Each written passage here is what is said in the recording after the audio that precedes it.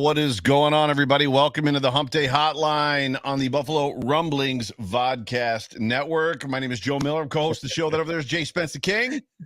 You're laughing at something already. No, because I'm just last week when I think you texted me or we talked afterwards. And so now you're like vodcast. So I'm like, but go ahead. My bad. I jacked it up on Sunday. I did it wrong. I was like, wait a minute. I renamed this thing. Oh, welcome everybody into the show. I think the Hump Day Hotline is back for a definite period of time. Whether or not we might take a break in the summer, we'll see. But when it's basically NFL barren land. But what a day to come back. We are not back because of that guy behind me and what you're wearing. This was just beautiful coincidence. I don't even know what to say. Yeah, I just want it off until April. So to come back the first Tuesday in April, this is like, okay, let's do this. So Stefan Diggs. So clearly, you and Steph are bros now. So he waited. He waited until Diggs was like, can we not announce that until Jay Spence comes back? Gotta wait for Spence. He's got a lot going on in February and March. We want to wait until April. So good looks, Steph, and good looks, Brandon. I appreciate that. Yeah, that was awful nice of him. So I don't know. Poyer apparently is getting you the hookup all over the place. But how you feeling? How's the day treating you? Woke up to that news. I was at the gym when it dropped. We have the NFL Network on at STA Performance in Elma. And I was like, you've got to be kidding me. And like me, Jake Podger, who's also a podcaster, and some other guys were just like, the workout stopped. We were standing in front of the television. You woke up to it. Yeah. And it's crazy. Like last night on Code of Conduct, I spoke about it prior, like at the top of the show. I was just talking about how, like we listen to a lot of rumors and everybody was talking about how, Stefan Diggs is probably, some were saying like, if you look at what he did in Minnesota, he's a diva and this, that, and the third. And I'm like, look, I can promise you, I'm like, it might not happen today, might not happen tomorrow, but I can promise you Diggs is going to be a Bills player for a long time to come. And then I wake up, out here, I wake up, it's like 5, maybe 5:30. Wake up, the news is like, as soon as I pick up my phone to look at Twitter, like that's what everybody's talking about. And I'm like, holy smokes. Holy smokes. What happened, right? So, ladies and gentlemen, you are tuned into the Hump Day Hotline on the Buffalo Rumblings Vodcast Network. We are Super Chat Live. And if you could do us a favor, whatever platform you're on, please subscribe and hump that like button. So Carmen Paid and Plays says, you guys made Bills Mafia wait until you were back to extend Diggs. This is entirely your fault. I'll take that blame all day long. Yeah. Chris Janke, the real Chris Janke, says that Steph waited until my birthday. Well, that was awful nice of him. Happy birthday. Happy birthday. And he said, what a birthday. He said he woke up to it too. You open your birthday eyes to find out that Stefan Diggs signed a deal, and I'll scroll it in the banner. As per Adam Schefter, Bills reached an agreement with wide receiver Stefan Diggs on a 4-year, $104 million extension that includes $70 million guaranteed. Sources tell ESPN. Deal ties Diggs to Buffalo for 6 more years. That was my thing that I'm not concerned, but that was the thing that I was wondering about this morning when it was first announced. Is it just 2 years? Because he had 2 left. So I was like, is it 2 or is it is it 4 or is it 6? It's 6 more years at $124.1 million with the intent. I love this. The intent from both sides to have him retire in Buffalo. Goosebumps. Can we just say, just for the record, we need OGMs to stop speaking about X's. Can I just start by saying that? Like, the contract is great.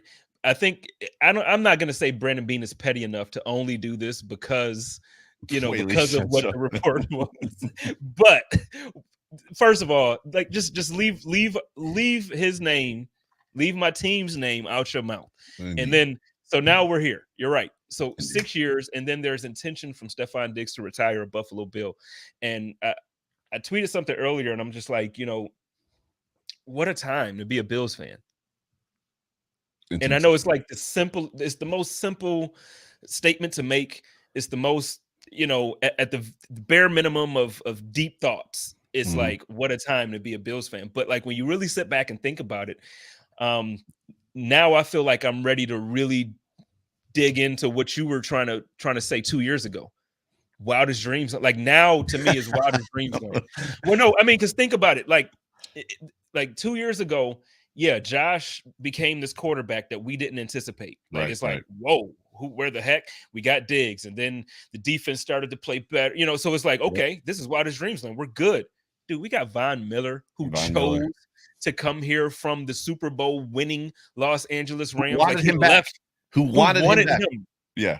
He chose us over the team that just won the Super Bowl. Von Miller. Right. And then you're talking about Diggs saying, I want to retire here. Like, this is cool, man. This is the greatest thing in the world. I love my quarterback. Then you turn on Good Morning Football all week. And then you have one of our players on there all week just talking about Josh Allen and talking about the Bills, and everybody's in love with the it's like, dude, what the heck is going on? We're favored. Not like third favorite, not like fringe fourth favorite. We're favored to win the AFC. Right. We haven't even had the draft yet. Right. We're going to talk about that in a bit too. No, it's I don't even, I mean, it's as much as Wildest Dreamsland was coined, and I don't remember how I even coined it. I coined that phrase. Was it in 20 or it was in 20, right? 2020? 2 seasons ago. Yep. It seems beyond it for me, because I've kind of lived in that space for so long. This is like Wildest Dreamsland plus or Wildest Dreamsland 2.0. Stefan Diggs is an incredible receiver. He is going to retire. I mean, if he does get the opportunity to retire a Buffalo Bill, and we can probably talk about that on the show, he has been extremely productive. We talked about, I believe you and I talked about it a couple weeks ago when we were on, his first season in the NFL. He had, what was it? I'm looking at it right here. He had 720 yards receiving, 903 his second year, 849 his third year. All three of those years he was injured. And then he had 4,000 yard seasons in a row. One with Minnesota, 3 with the Bills, 2 with Minnesota, 2 with the Bills, one of those at 1535. He's going to be 29 this season during the season. So that's why the whole conversation about retirement talk is in there. So you're talking about him retiring at 35, which is, I mean, for a productive receiver, that's old. I mean, Emmanuel Sanders is, he's not the Emmanuel Sanders from when he was 28 years old. Right. Regardless of all that, he's going to retire, if he does retire a Buffalo Bill, as one of the greatest Buffalo Bills to ever play, to don the uniform, along with probably the greatest quarterback to don the uniform, who potentially at this point in time could be one of the greatest quarterbacks to play in the NFL in Josh Allen.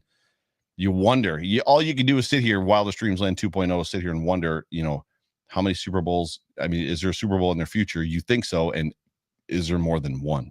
Right. I mean, it's just, and what Brandon Beane is doing is just stupid. You know what I said? I'm on the record for saying, and I'm standing by this take. The Buffalo Bills are going to win a Super Bowl. I can't. Emmanuel Sanders said that too. Emmanuel Sanders told Josh Allen, don't worry about me. You guys are going to win a Super Bowl. And you see what Von said. Whether I come or not, you guys are all you're going to win a Super Bowl, whether it's with me or not. I want to be a part of the ride.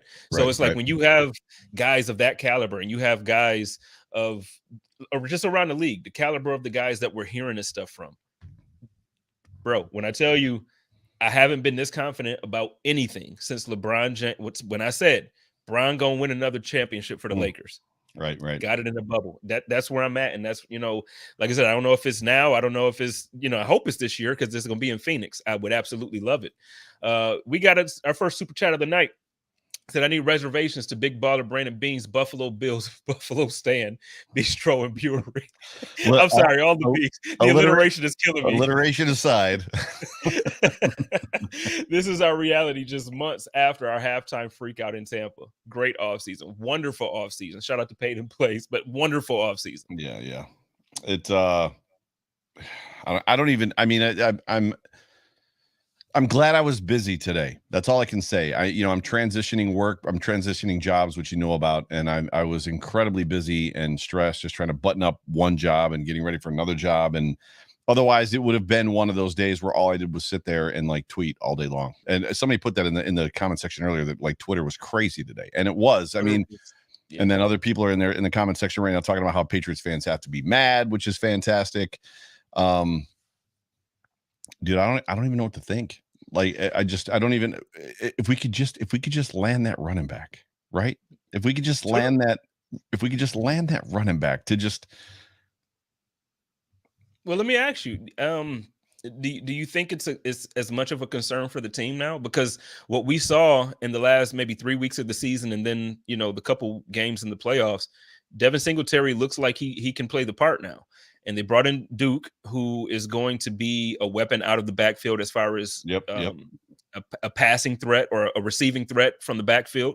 So all those hopefully we'll see the Bills offense evolve with some screen plays more and a couple other things.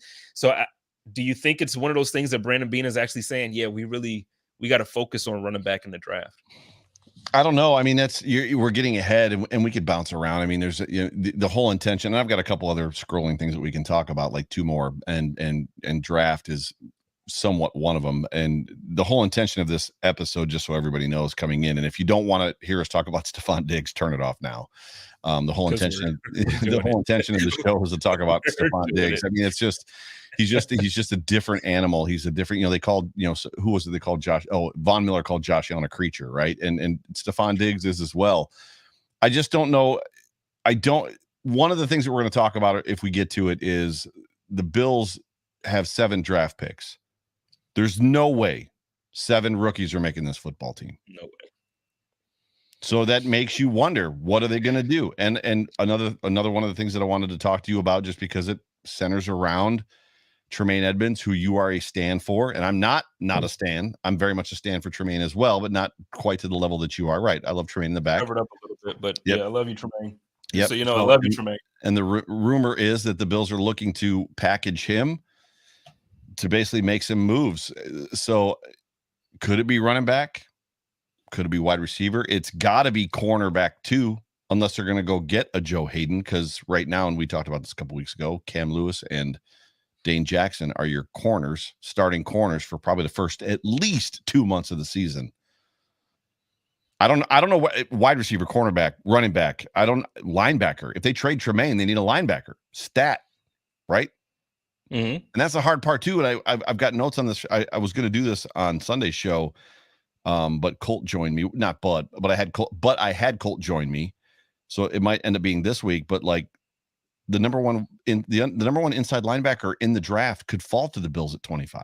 I don't even know that they need to move up to get him. Like he could literally fall to them. But you're asking about running back, and I don't know what the answer is. Well, the reason why I asked about running back is because, like, now you're saying, and not just you, what I'm seeing is people are like, okay, well, now in the offense, I feel like running back is probably and it's not a weak area anymore, because we feel like Devin is taking that step forward. Right. We like Duke Johnson. And right. So we don't feel like it's a weak area, but we feel like it's the weakest.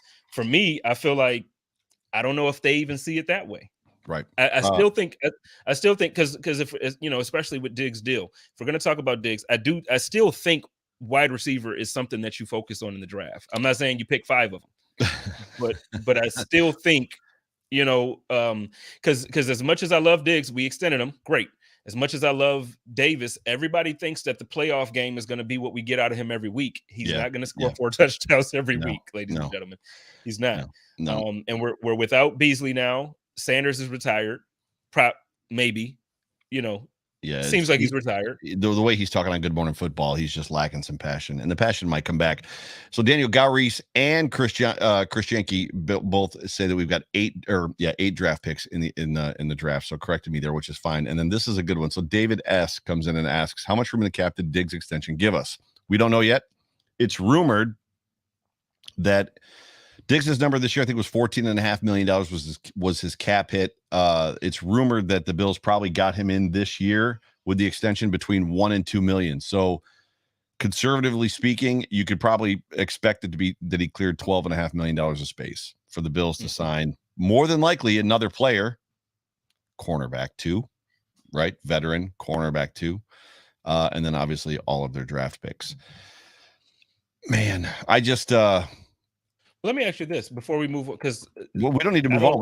We can stay right here. But I don't want to dig into the draft either, really. But what I'm saying is, because earlier you said, like, there's no way 7, and so now we were just corrected by 8. Chris as well. 8.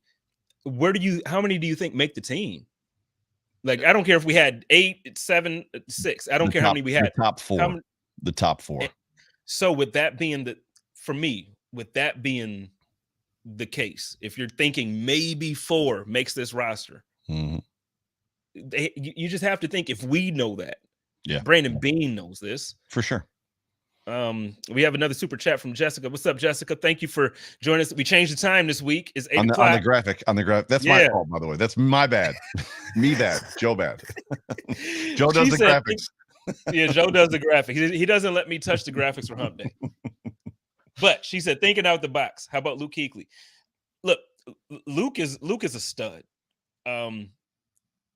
I don't know if that's where he is. The injuries that he went through, and Joe, I don't know what you think about this. 3 years, hasn't it? Has he been on the NFL for 3 years? I think it's been 3. I think it's been a full 3 because last year he came and actually helped out the linebackers during the offseason. Yes, he did. In the OTAs or minicamp or something like that. Yeah. I think he's more along the, I think he's happy with retirement. I haven't spoken to him. I don't know anybody who's spoken to him, but just based off of the last couple of years, it would be it would be a beautiful sight to see Luke Kuechly in a Buffalo Bills uniform. Right. But when it comes to Tremaine Edmunds, it comes down to the part. So I'm in this weird space now when it comes to Tremaine. Everybody knows I love Tremaine. Everybody knows I want to keep Tremaine. There's part of me that wants the Bills to trade him just so we don't have to talk about him anymore. Because the takes are so extreme at times. Like the way we talk about him in a negative manner, as if he's not a good player or as if he doesn't know how to play the position and he's not valuable to the team. Right. When it couldn't be anything further than from the truth. He's a very valuable member of the team. He's a very valuable, if we were to say, you know what, Tremaine Edmunds is on the trade block, I promise you there would be more than half the league calling at least to find out what the asking price was. They might be calling right now. I mean, that could literally be happening, right? It could. And I wouldn't doubt that is happening because everybody sees their situation. I just don't know what and I'm going to talk about this on Sunday. I just don't know. Tremaine Edmunds is not Brian Urlacher. Tremaine Edmunds is not Khalil Mack. Tremaine Edmunds is not pick that dude, right? When you think inside linebacker, that dude. Tremaine Edmunds is also not, John DeGiorgio or whatever his name was. Like he's not a slouch. He's not a garbage inside linebacker. He's a very, very good, very talented player. This is what I'm trying to say.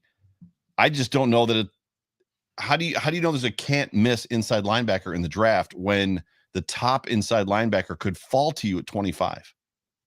If the top inside linebacker could fall to you at 25, that to me brings caution to the whole conversation of let's trade Tremaine and go get a dude and reach for a dude that we think is going to replace him, step in and replace it. And AJ Klein's gone too. But see, then that's the thing that going back to the conversation we were just having. So the thing is, even if with Tremaine, so right now we can afford him this year. So moving forward, we might not be able to afford him. You probably want to get something for him, but this year we can afford him. Yep. So to me, I feel like it's the window. It's this is the all-in year. Let's go ahead and do this thing. I would try to draft somebody. If that's the case, package some of those picks and move up to get the linebacker you want. Right. And then that way, let them sit. Or not necessarily sit, let them play, but let them be behind Tremaine in the defense, learn the defense, let them figure it out before next year, as opposed to just getting rid of Tremaine and then going into this with an unknown variable at linebacker. I think that's the best solution. That's what I would do. I think the best solution is to move up to 20. I got it in my notes. Hang on a second. La-di-da-di-da. Where's that? Shoot. 2 seconds. I apologize, and I'm never going to be able to find it now. I'll find it in a second, but the main guy that's out there that's the number one dude, and I can't think of his name off the top of my head, and I'm not a draft Nick, and I know you've been looking to study. I think they could jump up and get the number one inside linebacker prospect at 20. I think they could jump up and get him at 20. In every mock draft I've seen, he has not gone earlier than 20. And then they could use every other draft pick they have to just be in the second round and be done. Walk away with 4 picks, be done for the weekend. And all 4 of those guys probably make the team. Somebody asked about Marquez Stevenson earlier. I don't know. Did he impress you?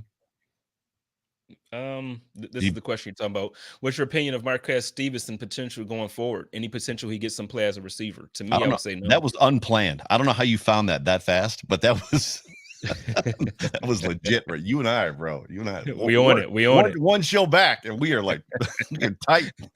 We're in mid-season mode already. What do you Right. want? What y'all want? But no, I don't. Not because I don't think he's a good player. Like, I think he's a talented athlete. And I think what they're going to really try to do is hopefully he develops into a better return man, because that's kind of the role they drafted him for. Right. As far as being in the offense, all seriousness, and I have to preface this by saying, I'm saying this with all due respect to every player on the roster.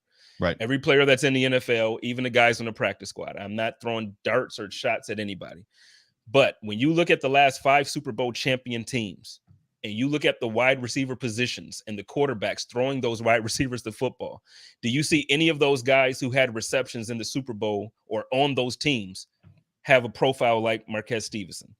Do we have a profile like Touchdown Jesus? Like, what I'm saying is, yeah, I get it. Like, we fall in love with these guys because they're Bills players, and we love every person on the team from 153 and then the practice squad as well. But what you have to understand is it goes past just love. It's about a championship at this point. Because if it wasn't just about love, if it was just about love, I promise you right now, we wouldn't even today. We wouldn't have an unknown when it comes to Jerry Hughes. If it was just about love, Jerry Hughes would be under contract right now. They would want to make sure. Jerry Hughes might be under contract for the weeks out. I mean, if there's a guy that you want coming back to this football team, and when you and I talked about it a couple weeks ago, I mean, Jerry Hughes had his best seasons as a pro on the other side of Mario Williams. He's effective in a double team at his age. So you put him on the opposite side of Von Miller, you never know what you're going to get. Nakobe Dean is being brought up as the linebacker I was speaking of. It's not Chris Janke. It's actually the guy Devin Lloyd is the number 1 inside linebacker that's actually from a prospect standpoint. And he's actually in most mocks expected to go at 24 to the Vikings right before the Bills take him.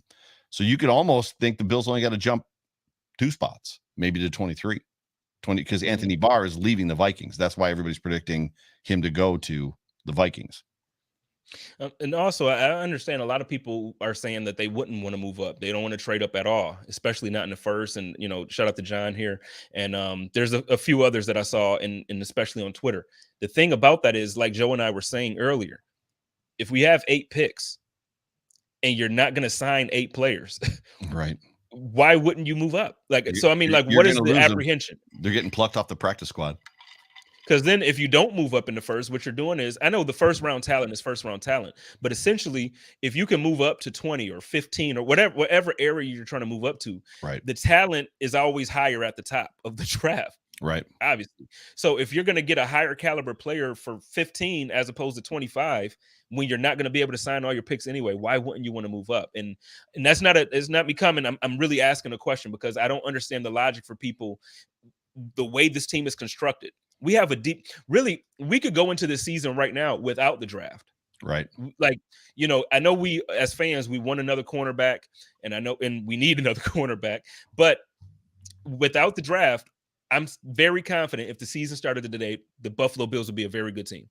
Very, very good team. I agree. And Chris Janke says, no offense. And there's none taken, Chris. We love you and we respect you. So you're absolutely always welcome to talk, correct, and have a conversation with us.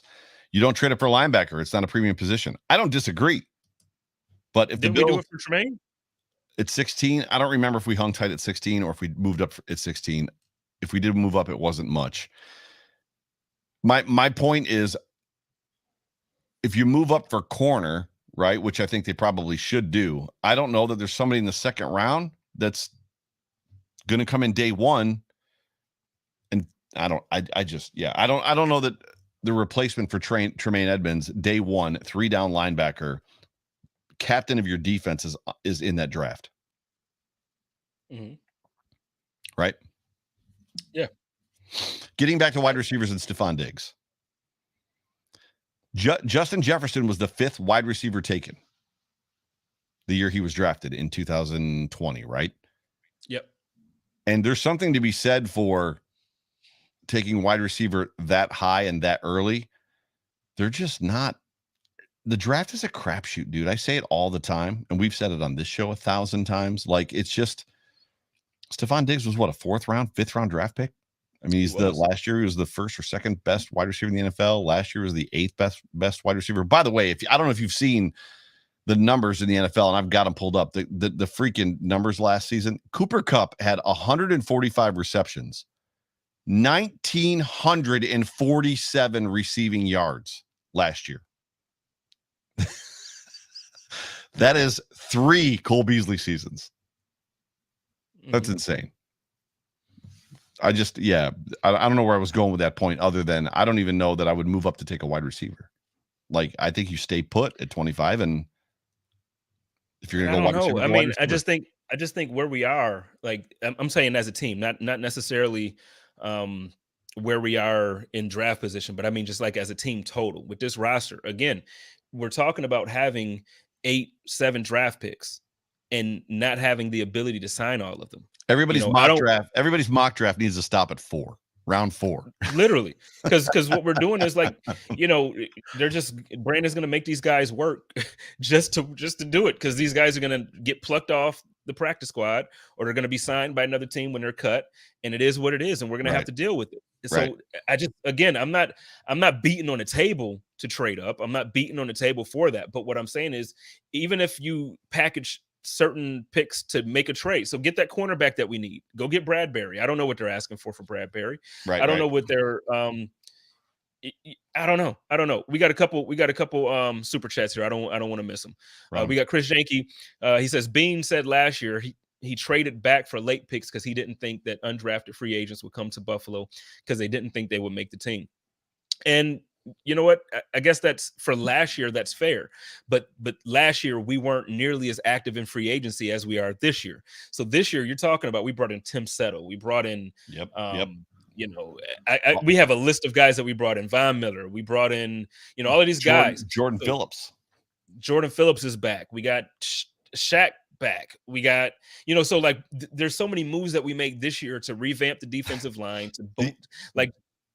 The only guy that doesn't want to be in Buffalo is Jared McKissick. Or Jared McKissick. That's the only guy. Yeah, he's the only one guy that doesn't Which is wild to me that whole thing happened. Like, that thing is that's still a wild story to me. Jared McKissick, only dude that does not want to be in Buffalo right now. And you. So Jared McKissick and you. I definitely don't. No, I definitely don't. I heard you complaining about the weather before I jumped on here. I looked at the comments and everybody's talking about this. Nope. It was 95. It was rain. It was beautiful today. I don't want to rain. It's 95. I'm going for a walk with my dogs when we get done with this. That's what's happening.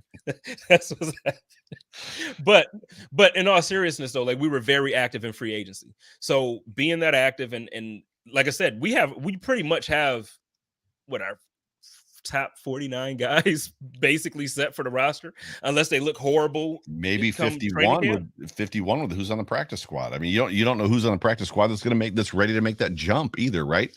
You get what I'm saying? So it's like, when that happens, again, you're going into a draft with all of these picks, and it's like, you're not going to keep them. Shout out to Mafia Sports Report.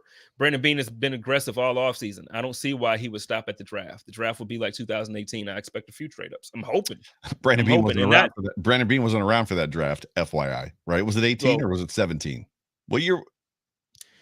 18, 19, well, he 20. Got here 21. Josh was here at 18, so it was right at he was hired after we drafted Josh, so he wasn't actually. No, he was hired after we drafted Trey, so it was the year before. It was 17, wasn't it? Good Lord, I don't even remember. Right, like, it's just wildest dreams land, baby. We're rusty, guys. Years is whatever, but no, I hope you're right. I hope the draft is to the point where he's making moves, he's trading up. Getting some value, maybe trade a player for somewhere, get rid of some picks. My man Bruce Nolan is in the building. He said Cooper Kupp went full cheat code. He did. Cooper Kupp, man. Holy smokes. I'm guessing that was based on what you were saying earlier about 145 receptions, 1,900 disgusting yards receiving. That's just stupid. I mean, when we consider what it means when a running back rushes for 2,000 yards and a wide receiver almost got there, I don't know, but let's get back to Diggs just for a moment. When you're talking about Stefon Diggs, go ahead. Real quick, because Chris is saying trading 6th and 7th rounders aren't moving you up that high. I'm not talking about just 6th and 7th rounders. I'm saying package what needs to be packaged to get quality players that will make this team. I'm not saying, look, we're not the Bills who were 6 and 10. We're not the Bills who were 9-7 or 3-13. It's a completely different type of team with a different way of drafting. Wildest dreams land. So it's just completely different. We have to look at what we're doing differently. And I feel you, but again, how Chris, and this is for you, and we can DM about this after the show. We don't have to go through the whole show with this, but how likely do you think it would be for a 6th or a 7th rounder to make this roster? And that's an honest question. Maybe people in the comments, go ahead and answer that. We can kind of get that conversation going side. But I just really don't think I don't think we should be looking forward to drafting 7 rounds worth of players. But go ahead, Joe. My bad. We're definitely in a space. No, I'm going to piggyback off what you said. We're definitely in a space where, as much as we don't like politics in football, and I don't mean like governmental politics, but we don't like politics in football. And Brandon Beane and Sean McDermott say the best players will play. It's not completely true on this football team. The best players don't always play, and they definitely give more credence and more stock or weight to guys they've drafted up until last year when they released some guys, brought them back to the practice squad, and then they got cut. The reality is that even going into this year, I mean, it's not going to be a situation where you draft those guys and they're going to make the team. They're going to bump other guys off just out of, well, we drafted them. We've got stock in them, so we need to keep them. Like, it's not like Dane Jackson, Dane Jackson was drafted 7th round. The Levi Wallaces of the world for the Buffalo Bills, those days are kind of over. A dude would have to come in undrafted and like blow their socks off.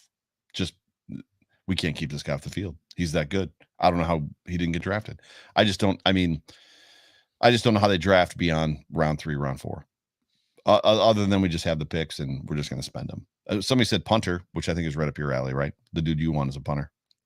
Yeah, but he's not going to be available in the 6th or 7th round. So, yeah, you're right. 6th and 7th rounders will make the team as punters, but the guy I want, he's not going to be there come 6th or 7th. The Raiders are going to take him like in the 2nd round because that's what the Raiders are going to do. Raiders things.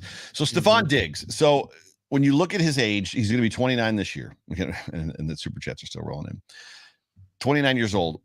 With the production that he's had so far, my biggest fear is, when is the drop off? When does it come? It's going to come. When? Right? And I think the most amazing thing about Diggs is, knock on wood, and I have no wood around me. I got you. He hasn't been hurt as a Buffalo Bill. And in Minnesota, 3 of the 4 years he was there, he was injured and missed a number of games. Not a ton, but missed a number of games. At what point does that production drop off, right? At what point does he become... I'm trying to think. Whether it's an Emmanuel Sanders or, I mean, it kind of like where Juju is right now. Juju Smith-Schuster at this point isn't Juju Smith-Schuster. And whether you want to tie that to Ben Roethlisberger not being Ben Roethlisberger, or if it's just dropped off. Antonio Brown, same thing. Like, where does that production fall off? Well, let me ask you this, because I think first, before we can talk about Diggs' production, we have to talk about the guy getting him the ball.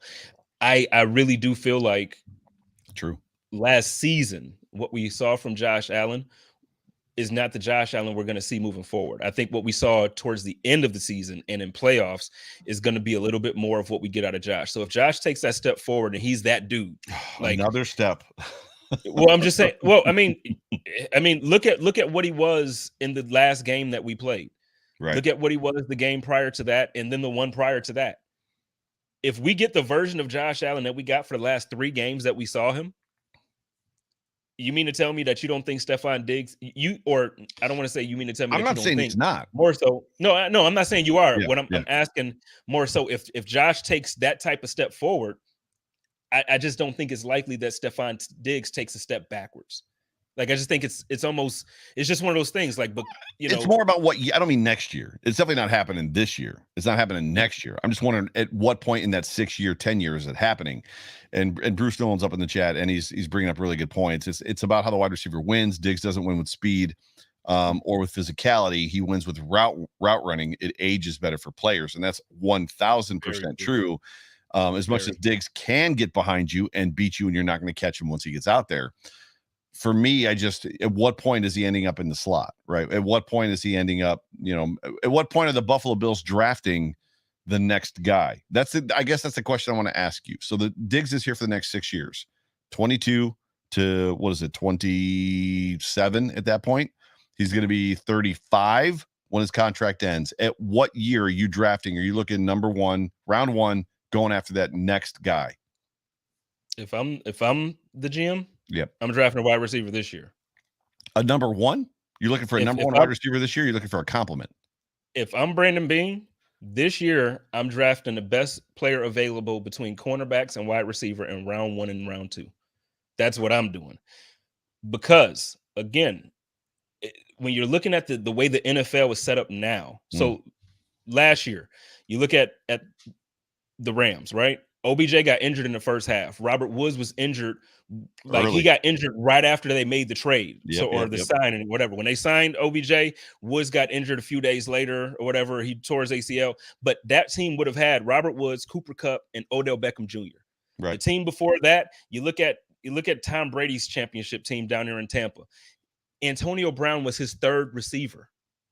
You get what I'm saying? Yep. So what I'm saying is, like, yeah, Gabe Davis, we all love it, and we want to see Gabe Davis be what he was. Okay, fine. But when you're looking at to me, when you look at the bar that's set for Super Bowl winning teams right now, the offensive they have, I need another stud besides Stefan Diggs. And I need another. If Gabriel Davis is that guy, cool. But guess what? I'd rather roll the dice on 2 of these guys instead of just 1. Let's see if it's Gabe and whoever we get in. Sure. Like, Sure. We're missing Sanders. We're missing Beasley. I like Crowder, but do we really expect Crowder to come in here and give you 1,100 yards this year and 10 touchdowns? Everybody told me yes when we picked him up. If Cole Beasley's getting you 800 and 900, is he not getting you 11? Right. It's all unknown. It's reality suddenly sets in. Well, no, it's not a reality. Oh, I never said he was going to give us that. I like him, and I feel like he's younger. I feel like there are similarities between him and Cole's game, but I think he's a slot receiver that if he was that special, he would have been a number 1 receiver somewhere. Like, there's a reason, you know what I mean? So from the slot, not really. There's not too many slot guys that are number 1 guys. The X receiver is the number 1 guy. I mean, that's just the way the game is played. We've seen Wes Welker, like we've seen guys. Wes Welker, be dominant. Julian Edelman, but they're more weapons. But what I'm saying, weapons that beat you versus be the number 1 guy. You're arguing my point when it's not. Like, what I'm saying is, if he was that special, he's the weapon. But I don't care if he's in the slot or not. Like, if you're that special, Kupp is a slot guy. Thank you, Bruce. Cooper Kupp is a slot guy. Yeah, but he plays outside. He plays outside. Beasley rarely plays outside. I guess my question is this: Bruce is getting you, man. Bruce is getting you in here. He's dragging you. Also plays on the outside. Cole Beasley does not play on the outside. If you back up the timeline or figure out a way to mesh in the multiverse, Cole Beasley going to New England, right? To be with Tom Brady 6 years ago, is he better than Julian Edelman? I think so. And you think he would have went there and gave Tom Brady 1,200 yards and 10 touchdowns? Tom Brady would have found him over and over. And he led the league and still does in yards of separation. He's open almost every play. Tom Brady be like, you're open, you're open, you're open, you're open. I think you like Cole way more than a lot of people. It's not a like Cole thing. It's a fact. He leads the league. No, but it is. But I mean, yards of separation. He leads it, but if you watch the game, he can be separate. He's open, but there's no yak. As soon as he catches the ball, he gets tackled. But is that him or is that the scheme? Is that him or is that the scheme? If he's open, it shouldn't matter. If you're open and you catch the ball, it's clear. It's clear. It's the scheme. It's one of 3 things. No. It's either the receiver, it's the quarterback, or it's the scheme. And I think even Bruce, who's in the chat, would tell you it's the scheme. The reason the Bills didn't get yak last year is because of the scheme. Okay, if you're leading the league in yards of separation, meaning I'm separate by more yards than anybody else in the league. It doesn't mean I should have more. It doesn't mean there's not somebody 5 yards away from him. Wait, but I'm saying that means the guy that's guarding me at the very least, I should have the most. I should have a head start. So you mean to tell me he isn't a leader in yak, even if he's going to get tackled 10 yards down the field? If he's that open and he's catching the ball that much, he should be a yak guy. He's not. It's your guys' funnest phrase. Correlation does not equal causation. So I mean, it's not 1 and 1 as far as that goes. It's literally the routes they had him running in the last 2 years are not the routes they had him running the first year he was here when he did have yak. And it wasn't because all of a sudden it's like, oh, that dude can't run anymore. No, they changed his routes. I'm not saying he can't run anymore, but if you watch, and I know you have, if you watch last season, he's not the same Cole that he was when we got him for Josh. Like, but why? I don't know why. Well, it did come out last week that he had broken ribs that lasted 4-6 games of the season and was never on the injury report. So now we're playing. We're playing Patriot games. Now we're playing Patriot games with that stuff. And for the record, I like Cole. What I'm saying is, I also still understand when you're looking at the league for the last few years, the way Super Bowl winning teams are built. Mm-hmm. You have 2 or 3 guys who could probably be number one elsewhere. I don't look at Cole Beasley as being a number one option anywhere. I'm not saying but that was the point that I'm making. What I was saying was, do you feel my fake scenario completely made up out of oblivion, like hypothetically speaking, was Cole Beasley with Brady 6 to 8 years ago? I just think that he's probably better than Julian Edelman, but they've also probably got him running different routes. Edelman ran different routes than Beasley did, straight out of the slot. But that's speculation and it's unprovable. And who knows? That's clearly an opinion of mine. And but I do take another receiver this year. I do. And not to replace Diggs. Obviously, we just gave him this, but no, together. We got this guy in his rookie deal. We got 5 years out of him. Look, him and Diggs can tear the league up together. We still got Davis on a couple more years on his rookie contract. Let's make this thing happen. Where does this go? What does Gabe Davis get when his contract is up? Is he walking because Diggs is making 25? I mean, good Lord. It depends in that time, because you figure that's what, 2 years from now, 3 years from now, when so how much will the cap go up at that point? Who are we going to be paying? Who are we going to cut? Who's not going to? So I mean, like, there's a lot of things, but I can promise you from one thing that I've seen so far out of Brandon Beane, and I know you're going to agree with this, if you're worthy of it, and the team feels like you're still going to help us win a Super Bowl, Beane will make it work.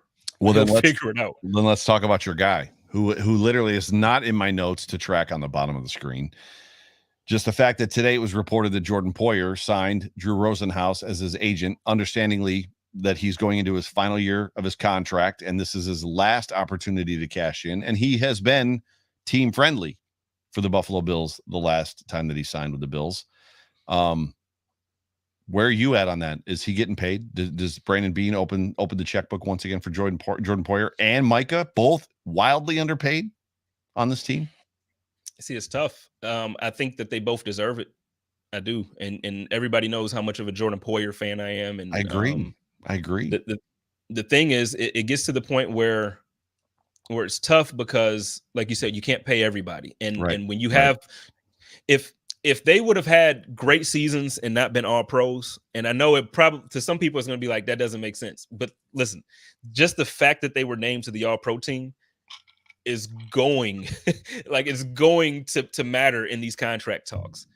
Micah Hyde, second team all pro. Jordan Poyer, first team all pro. Guess what? That means something when it comes time to talk. Oh yeah, to with these agents, that means something. So now I don't know.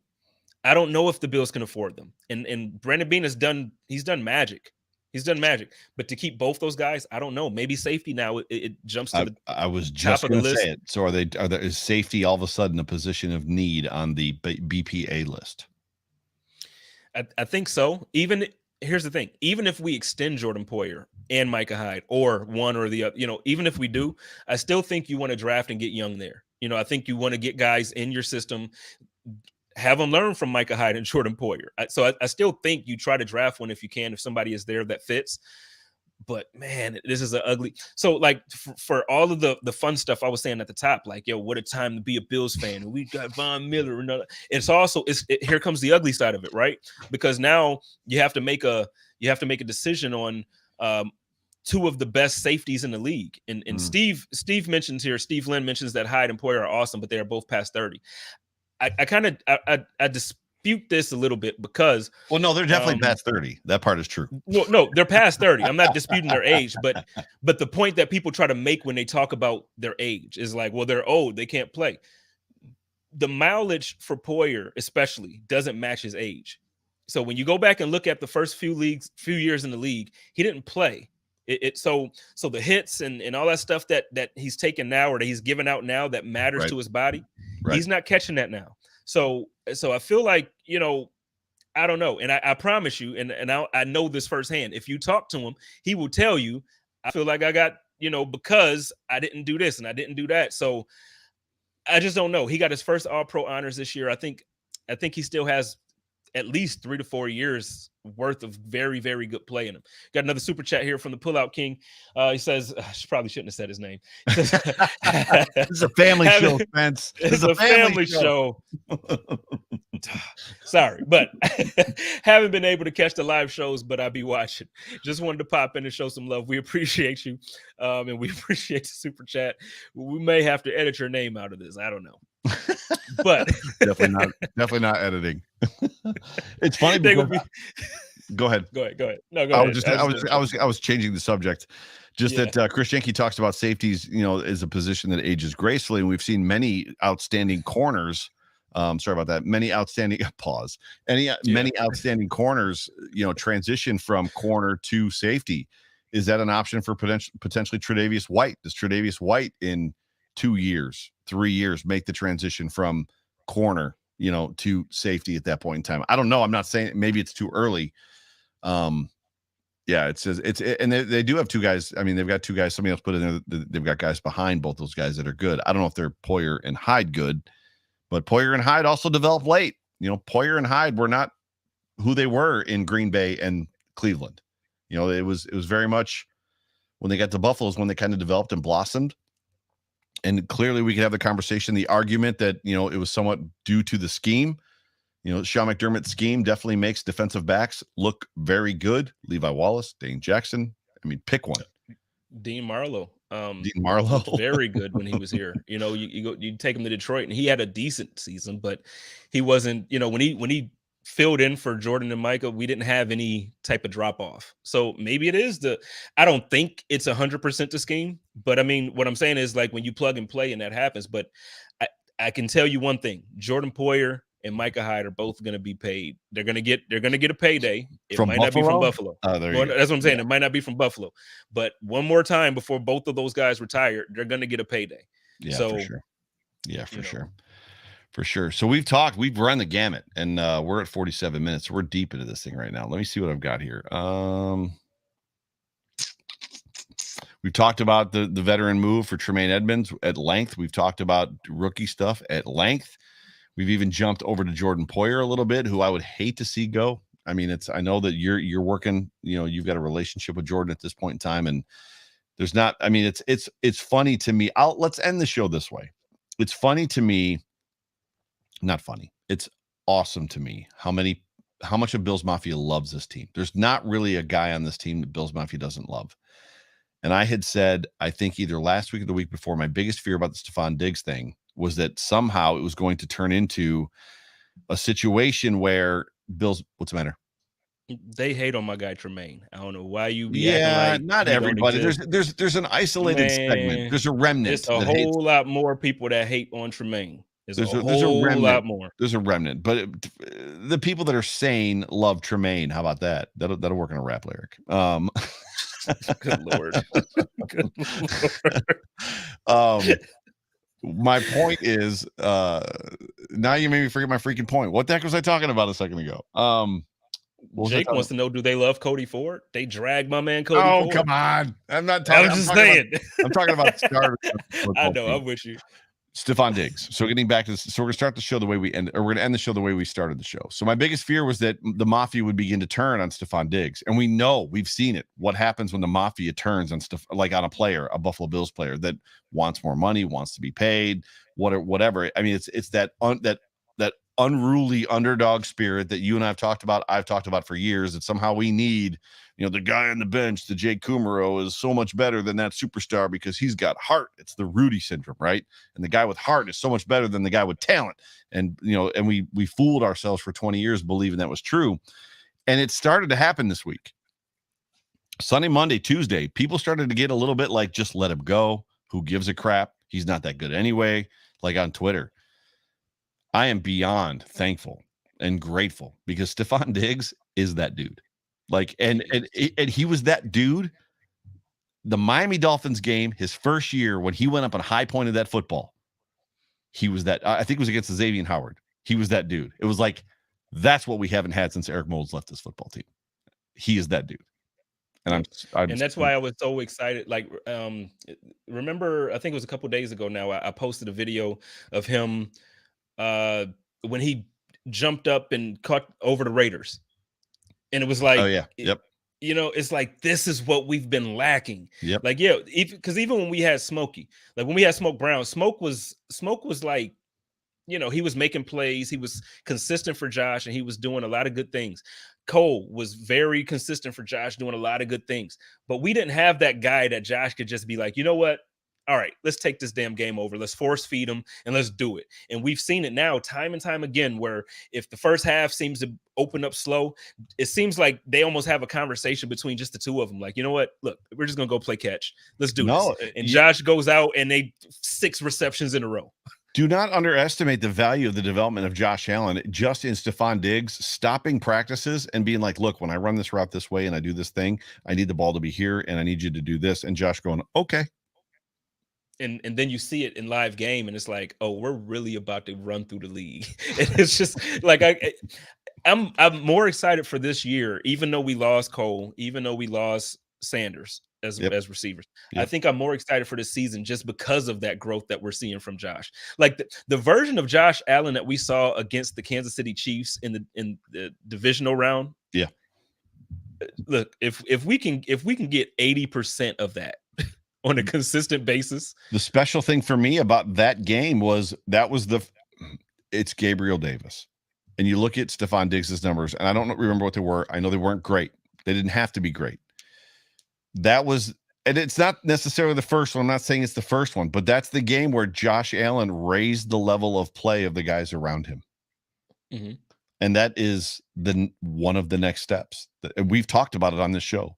One of the next steps that Josh Allen has to take somewhere is that he raises the level of play. He turns guys into, pick all the dudes that played with Peyton, pick all the dudes that played with whatever quarterback, Tom Brady. Like Josh Allen begins to raise the level of talent around him because of who he is. These guys believe because of who he is. And I can't remember who said it. Somebody actually said it.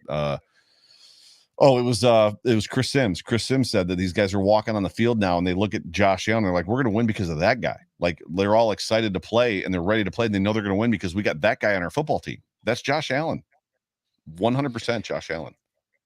And you know what? Daryl's in the comments and he has a comment that I think we're actually ignoring because I'm talking about, you know what? I drafted a receiver this year. Dawson Knox has taken a step forward as a legitimate weapon in this offense. And then OJ Howard, I'm gonna just tell y'all, if you're not familiar with OJ Howard, he has some issues because obviously he's not the superstar that they expected him to be when he was drafted. But if you go and just kind of catch up on what he's been and who he is as a player, and you see the athleticism and see the things that he can do, I wouldn't be shocked to see maybe the Bills don't really prioritize a wide receiver right now and they do a lot of 2 tight end sets. And we're seeing things where, OJ Howard is kind of that other wide receiver as opposed to really being a true tight end. He's a guy out there being athletic and making plays. Who knows? And sorry, I know we were, but I want tight end is another. It actually leads me to another point as we're talking just as kind of bros. Like tight end is another situation. They could draft tight end high because are they in a position where they can't keep Dawson Knox next year? Or after next year. It's interesting to me. I heard on WGR today from Chris Brown on One Bills Live that Levi Wallace did not want to leave. Very upset. Was like devastated that he was leaving Buffalo. So the Bills were very much in a position of, we think we can do better. Harrison Phillips. I read a report about Levi, though. I don't know how true that is. Levi said that he got a sign from God because his shorts were black and gold that he should be going. Serious, honest to God, I will send you the report. He said that he prayed to God after his agent called him. It was Sal. It wasn't Chris Brown. It was Sal Capaccio said it. So just that he was devastated. I don't know which way it goes, but just to follow the train. Harrison Phillips on his own Twitter account, on his own Instagram account. When I realized I wasn't going to be in Buffalo again, we cried. The Bills are in a position where they've got good players and they realize, I think we can do better. That's a scary place to be. Scary good. That's a scary good place to be. Like, these are good players for teams in the NFL, and we're going to go find better players. It's just true. But the thing is, the thing that gets me sometimes when not me and you, but I'm saying like football conversations in general during the season, a lot of Bills Mafia was like down on Levi for the last 2 years. I was. Get rid of Levi. He's always okay. Well, I can throw you in there. Early. I was until I understood, right. Until I realized that he was doing what they wanted him to do. Well, right. But then there's a portion of the fan base who doesn't quite realize that still. Right. It's kind of like they just think that Levi sucked and for sure. And he didn't. For sure. But now that he's gone, it's like, oh man, we need him back. You know, like now there's urgency, and now it's like, no, we liked him. We should have kept him. Yep. We gotta, and this goes to a different point. I don't even know why I'm saying this now, but this goes to just kind of what you were just talking about with like how we started to kind of turn against Stefon Diggs, and then like just players in the past, man. Like now I've been publicly trying to like get Stephon Gilmore to notice me. Like, dude, come back to Buffalo, bro. Like, come back to But remember, there was a reason why he and his wife didn't, and it wasn't just because we weren't on primetime games. And I know like that was something he probably shouldn't have said publicly. But the fact about it is, was he lying? Like we weren't getting primetime games because we weren't good. I think Colt said on Sunday that his wife has already come out and said like we're not going back to Buffalo. That's not happening. She didn't actually. She said no, she didn't say that. She was talking about spaces on Twitter. She said, "I'm not going back to no spaces." But then somebody said, "What about Buffalo?" And she said, "I don't know. Maybe we'll see." She literally said, "Maybe we'll see." So I've been, and not just myself, a bunch of people. We've been trying to recruit Stefon Gilmore to come back to Buffalo. But the point that I'm making is, we get to the place where like we get down on players in season and we run them out of town, man. Like, I honest to God, I feel like, and I know this.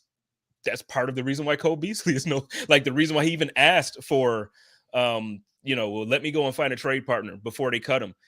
He didn't want to be here anymore. It wasn't just because of the contract, and they could, if he wanted to be in Buffalo, they offered him a restructure to stay. He didn't want. He could have took less. He didn't want to take a pay cut. By the way, can anybody, and for those of you listening in podcast form, for the thousands of you that are going to listen to this in podcast form, I apologize, but can you read this line without singing the song? No.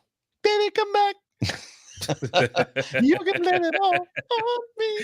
Like, I cannot read that line without singing this song. It's just, those are the words. Matthew says that Spence is a better recruiter than Judon. I am. That is a fact. I got the extension today. I told you we were waiting. Steph waited for Hump Day Hotline for me and Joe. Yeah. So we already got that down. I almost got his Cordero Patterson. I was close. It was close. He was like, I was tweeting about him too, like on his stuff, and he was liking the stuff I was saying too. So I was like, yeah, so we were close. But yeah, Matt Judon. Shout out to Matt Judon. I know he's a Patriots player, so we don't like those guys, but he's a good dude. Shout out. I know we hate him because he tripped Josh. I know. Shout out to Matt Judon. Shout out to Matt Judon, because every time he plays the Bills, he looks like he doesn't want to play against Josh Allen. He does. Keep looking that way. Shout out. And I'll be happy. Because every time we play the Patriots, I'm like, man, Matthew Judon's on the other side of the football. And then Josh Allen plays him and makes him look silly. I was nervous when they signed him. When they signed Judon, I was like, yo, I wanted him from Baltimore. I was so like, he was on my wish list. So when he went there, I was like, man. So yeah, no, I'm happy he looks like that when he plays against Josh. We are at full on 1 hour, ladies and gentlemen. You've been tuned into the Hump Day Hotline on the Buffalo Rumblings Vodcast Network. Jay Spence, would you like to take us home tonight? Sure. Before we do, let's take a couple minutes. I feel like we threw some comments up, but I feel like we lacked on comments a little bit. So not long. You're fine. We're doing this, guys, just so you know, for the rest of the year, the season, all that. We're going to be doing this at 8 p.m. like tonight. So, Joe can have we could possibly do, well, 8 o'clock works, but we could probably keep the show going. We could probably give you a month off and me a month off through the summer. Like, I would do like 4 weeks with a guest, and then you do 4 weeks with a guest, so that we can kind of get like an opportunity to just and take a break. You know what I'm talking about? Yeah. Versus, because we can figure something out. Yeah. I mean, I'm good now after my 2-month thing. But we could talk about that. Yeah. So let's see if there's any comments real quick. I don't know if there's anything in particular that you saw that you have wanted to see or talk about. Dude, there aren't a ton of people with us live, but the comment section is blown up. I see Matthew Montgomery's back in the room. He's just saying hi to Richard Brush. What's up, Matthew Montgomery? It's good to see you, bud. Shout out to Mr. Diggs in the room. Not Steph, but Mr. Diggs is in the room. Says, would Cole might go Steelers with Mitch. Look, here's the thing. So, that's a possibility. I could also see Cole going to New England. I could see Cole going to Arizona. Cole is going to go someplace with no state income tax. That's where Cole's going to go. Possibly, but I could see him going a couple places. The question though is, I don't know if Mitch is actually going to be the starter in Pittsburgh. All the reports that I'm hearing is that every report that I'm hearing is that Pittsburgh is one of the teams who are very, very, very active in looking for a quarterback in the draft. Wow. Very, very active. Every report that I hear. So if Cole goes there, I mean, he might be catching passes from Mitch, but Mitch might end up being the backup there. I don't know. Can you address Triggs? So Triggs, and we love Triggs. Triggs has been around for a long time. I'm telling you, he's basically saying, I'm telling you, Cole Beasley won't be the same without Allen. I'm telling you. The problem is Cole Beasley was that guy without Allen. They just wouldn't throw him the football. So, and that's what the way it is in Dallas. Cole Beasley, when he came to Buffalo, we've talked about it, said that when you're in Dallas, 88 gets the football. Whoever's wearing 88 gets the football, and it comes from the top. You throw the football to 88. So. I'm more with Triggs, because I don't think he's going to be that guy. I think the best years of Cole that we've seen are behind him. Okay, so I'm not saying nothing bad. That's why I said I like him, but I just don't think he's that guy anymore. And without Josh, so if he goes to Pittsburgh, it's not gonna. You think Mitch is gonna have him looking the way he looked the last 2 years? He ain't going to Pittsburgh. He's not. But I mean, like, I would like to see him in Arizona. I would. I personally don't want to see him in New England. I do not want to see him in New England, but I would like to see him in Arizona with Kyler Murray. I think Kyler Murray would be great. AJ Green didn't quite do it for me last year with Kyler. He played well. I think he had like 800 something yards, a few touchdowns, but I think Cole Beasley, he just brings a little bit more to Kyler. There was a lot of sacks, just not enough. He held on to the ball too much. I think what you're talking about, Cole Beasley does well in the slot. He gets open really quick. I think you can make some quick throws and it could really elevate Kyler Murray's game, and I think Kyler Murray could be back in that MVP conversation if he got a receiver like Cole. Amanda Davey, stop saying Cole is old. He's younger than me. Amanda, all y'all are younger than me. Yeah, he's younger than me too. Yeah. But all of you people are younger than me. All of you younger than me. That is crazy now. Like, he's old. I'm 36. But how do your knees feel at 36? Wait till you're 42. Wait till you're pushing 49 like me. So I'll be 49 in 3 months. Crazy. Let's see. Chris says Mitch wouldn't have signed in Pittsburgh if he didn't have a high probability of starting, and that's true. But again, if they draft somebody who beats him, he had a probability, but he lost. Right. So he has a high probability of playing. What I'm telling you is, for sure. This is not and so I want to kind of preface this before the rest of the season too. This is not like a flex thing, but I've been trying to transition myself from just being a podcaster to actually being in circles and talking to people who either work for teams or are on, like insiders and stuff like that. Yep. I promise you, everyone that I'm talking to, the Josina Andersons of the world and everybody that I'm talking to is telling me that Pittsburgh is very, very active in possibly trying to look for a quarterback in this draft. Crazy. So if they're wrong, they could be wrong. I'm just telling you what I'm hearing. Crazy. Let's wrap this puppy up. Let's put the kids to bed. All right. Well, let's get on out of here. Y'all know how I do it here. From my man Joe Miller the third. I know he has Wired on there, but the voice, the smooth, buttery voice, Joe Miller, and your boy Jay Spencer King for the Buffalo Rumblings. Do we want to rebrand the show? Something around the voice and the King? I think Hump Day is just, it fits. Okay, never mind. Just asking. I mean, it's Wednesday. If we change the day of the week, we could do it. But Wednesday, we got to keep it with Hump Day. Yeah, Hump Day Hotline with the voice and the King. Yeah, I don't think we could do that. Yeah. Hump Day with the voice and the King. We could. Yeah, Amanda says yes. Yes. So yeah, we can rebrand it like that. We'll do, you can do your graphic thing, and we'll make it work. We'll talk about it later. Anyways, get us out of here. Get us out of here. So from my man Joe Miller, your boy Jay Spencer King, y'all know how we do it from Buffalo Rumblings Vodcast Network. Take care of each other, love each other, and live in peace. And as always, stay positive, test negative. Go Bills. Go Bills.